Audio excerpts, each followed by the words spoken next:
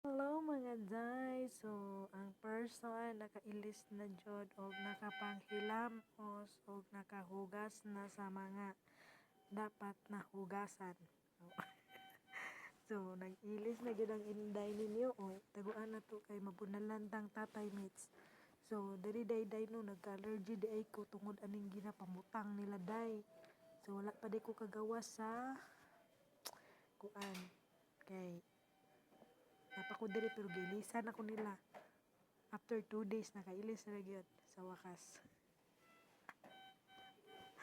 So naapa dai siya gipangkabit og didto kay monitor pa akong BP kay motaas mumubo og ang oxygen tanan. Mo na. So malipay na ang malipay. Malipay na malipay. Malipay na ba ang tanan?